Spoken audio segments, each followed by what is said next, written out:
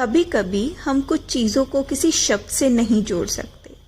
कुछ ऐसे एहसास जिनको हम कभी चाहकर भी बयान नहीं कर सकते।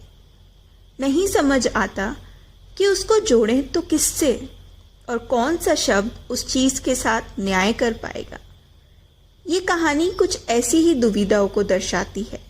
एक नन्ही सी बच्ची, यही कोई 7-8 साल की, चंचल मन, चीज़ों को जानने की लालसा, सपने और इच्छाएं जैसे शब्द तो मानो सिर्फ शब्द ही हों। नन्ही सी जान को तो बस खेल कूद ही भाता था। रोज सवेरे घर से निकलती स्कूल के लिए। रास्ते में एक बड़ा सा घर पड़ता जिसका बागीचा घर से भी बड़ा था। बागीचे से घिरा वो घर उस नन्ही सी बच्ची को किसी परी के घर से कम नहीं लगता था। वो जब भी उस घर को देखती जिसके बागीचे में एक बड़ा सा आम का, कटहल का, बेल और ना जाने कितने ही रंग बिरंगे फूल पौधे थे। हमेशा ढेर सारी चिड़िया चहकती रहती थी। गिलहरी दीवार के कभी ऊपर तो कभी नीचे चढ़ती और उतरती रहती। तितलियां एक फूल से तो कभी दूसरे फूल से बातें करती। वो उस घर को देखकर हमेशा गहरी सोच में डूब जाया करती कि जो बच्चे यहाँ रहते हैं वो कितने मज़े करते होंगे। नन्ही बच्ची दिन में जितनी बार भी उस तरफ से निकलती, बस यही सब देखती और सोचती। दिन बीतते गए। वक्त के साथ एक समय ऐसा आया कि वो बच्ची उस घर के बगल वाले घर में रहने आ गई। अब तो रोज शाम को घंटों तक अपनी छत से वो उस घर को और बागीचों को निहारती रहती। उसे बहुत मज़ा आता गिलहरी और चिड़िया को खेलते देखकर।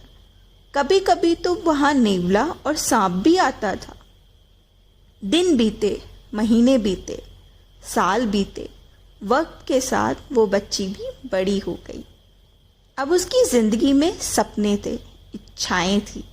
स्कूल को अलविदा जो कहना था, कॉलेज जाने का समय जो आ गया था।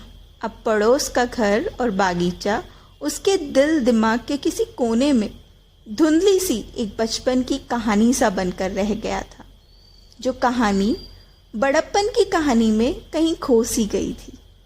वो घड़ी आ ही गई जब कॉलेज जाना था। नई जगह, नए लोग, नया वातावरण। बस दिल वही सोच ही रहा था कि पता लगा उस बच्ची के पिता ने एक घर खरीदा है। लेकिन बच्ची तो नए सपनों में ही मगन थी, तो लिहाजा पूछना भी ज़रूरी नहीं समझा कि कहाँ खरीदा। बीतते दिनों के साथ गृह प्रवेश की बारी आई तो उस नन्ही सी जान की आंखें खुली, और ये क्या, ये तो वही घर है जिसको देखकर और सोचकर उसका बचपन बीता। उसकी खुशी का तो कोई ठिकाना ही ना था, जिसको कभी उसने सपनों में भी नहीं सोचा कि ये हमारा घर होगा। जिसके लिए उसका कोई सपना, इच्छा नहीं थी, आज वो उसका अपना घर था। अब वो पास जाकर सब कुछ महसूस कर सकती थी, चाहे वो चिड़ियों का चहकना हो या गिलहरी की उछल कूद। क्या कहेंगे इसको, सपना?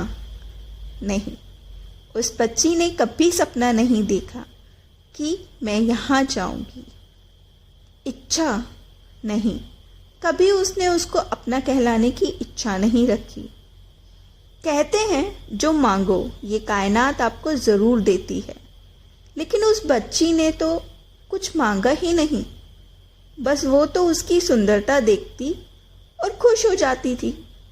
हर चीज़ में खुशी ढूंढिए, न जाने आपकी कौन सी खुशी को कायनात हमेशा के लिए आपका कर दे। Thank you.